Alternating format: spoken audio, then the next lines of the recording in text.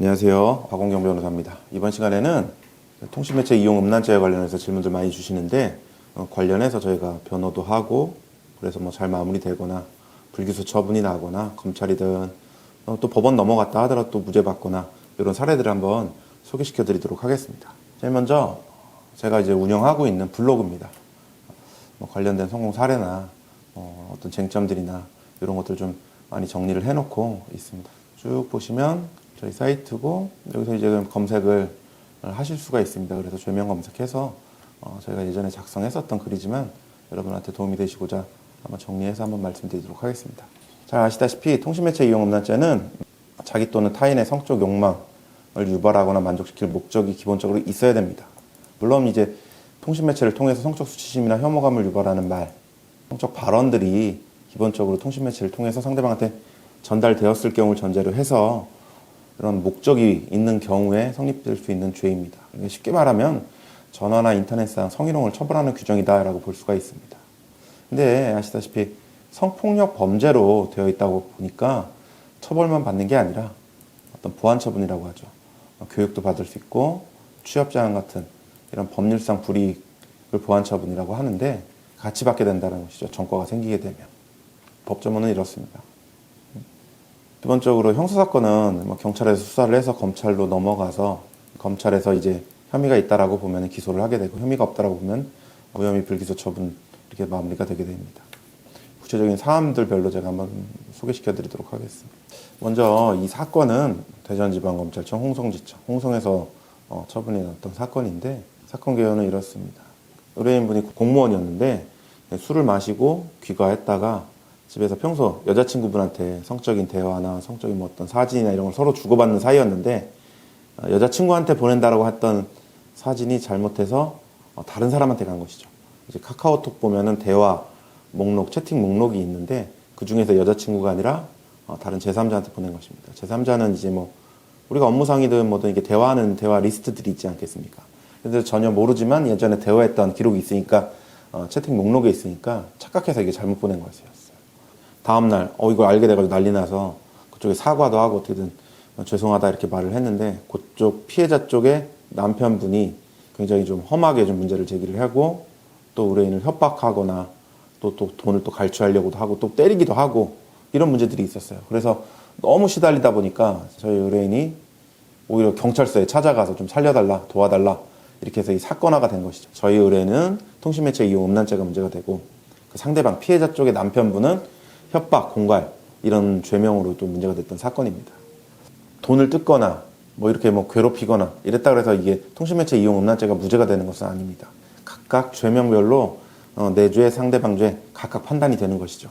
애초부터 여러 가지 입증 사항들이 있겠죠. 여자친구랑 음란한 서로 뭐 동의하에 그런 사진이나 성적인 대화를 하던 관계였다라는 부분을 입증을 해야 되고 그 이제 과거 대화 목록이나 이런 것들을 통해서 입증을 해야 되고 잘못 보냈다. 여자친구한테 보냈으면 문제가 없을 내용인데 잘못 보냈다라는 부분을 입증하는 게 쉽지가 않죠. 당시 여자친구 대화 목록 그리고 잘못 보냈던 대화 목록이 굉장히 근접하게 있었고 전체 대화 맥락을 볼 때 잘못 보냈다라는 점이 정황으로 좀 입증이 되고 이런 부분들을 충분히 주장하고 잘 소명을 해야지만 통신매체 이용 음란죄가 성립되지 않는다라고 판단이 될 수가 있겠죠. 이 사건은 이제 목적도 없다라고 볼 수가 있고 잘못 보냈으니까 고의가 없다라고 볼 수가 있겠죠. 그렇기 때문에 제가 잘 입증을 해서 혐의 없음으로 증거 불충분으로 마무리를 지었고 저희 의뢰인을 협박하고 공갈하고 괴롭혔던 그 상대방 부분은 반대로 이렇게 잘못 보낸 거를 빌미로 굉장히 괴롭히고 돈도 뜯으려고 하고 이랬던 부분이 입증이 돼서 1심에서는 아마 집행유예가 나왔는데 2심에서는 실형이 선고돼서 이제 법정 구속까지 됐던 그런 사건이었습니다. 이렇게 사건이 해결되기도 한다는 점을 좀 말씀드리고자 이 본 영상 소개를 드린 것입니다. 다음 사건은 군에서 문제가 됐던 사건입니다. 이제 이분은 직업 군인인데 비는 시간에 핸드폰으로 랜덤 채팅을 하던 중에 미성년자랑 대화를 하게 됐던 모양입니다. 원래 그러면 미성년자랑 부적절한 대화를 하면 안 되는데 이 내용은 이제 범죄 혐의가 피해자랑 네이버 라인 채팅을 통해서 발기된 성기 이미지 사진을 전송해서 피해자에게 성적 수치심을 느끼게 하고 통신매체 이용 음란죄 범죄 사실이죠. 그리고 두 번째, 피해자 이 반나체 이미지 사진과 연락처를 받아서 가지고 있던 중 학생이지만 얘도 호기심에 이게 사진이나 이런 것들을 보냈었던 것 같아요. 그래서 그걸 빌미로 해서 나체 사진 더 보내봐라 이렇게 요구하다가 피해자가 거부하자 좀 험한 말을 이렇게 했었던 겁니다. 이게 협박으로 문제가 됐던 겁니다. 분명히 이제 의뢰인 피의자분이 잘못한 건 맞는데 문제는 이런 사진은 보낸 적이 없었다라는 것이죠. 미성년자 피해자가 우리 의뢰인 피의자 외에도 다른 여러 남성들이랑 대화를 했었던 모양이에요. 그러다 보니까 착각을 한 거죠. 이게 사진을 이게 엄나는 사진을 전송한 사람이 피의자라고 의뢰인이라고 생각을 했는데 알고 봤더니 실제는 다른 사람이었던 겁니다. 이 부분 변호를 하면서 저희 휴대폰도 그렇고 뭐 피해자 휴대폰도 그렇고 디지털 포렌식을 통해서 분석을 좀 해달라. 우리가 사진이나 이런 걸 보낸 적은 없다. 나쁜 말은 한 적이 있어도 라고 주장을 해서 이런 부분이 좀 객관적으로 확인이 돼서 통신매체 이용 음란죄 부분은 불기소. 이게 저희가 보낸 적이 없던 부분이니까요.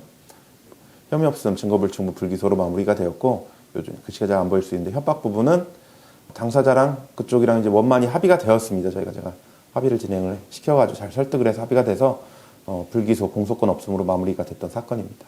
아시다시피 군인도 공무원이다 보니까 이런 사건 당연히 이제 군 검찰이 수사를 하는 것이니까 소속 기관에 대해서 뭐 통보도 하고 징계 등 후속 조치 통보도 되었습니다. 그래서 징계는 당연히 받게 되는데 다행히 뭐 협박 부분만 문제가 되고 또 원만히 합의된 부분 가만히 돼서 좀 경징계로 저희가 잘 마무리가 됐던 것으로 기억을 하고 있습니다.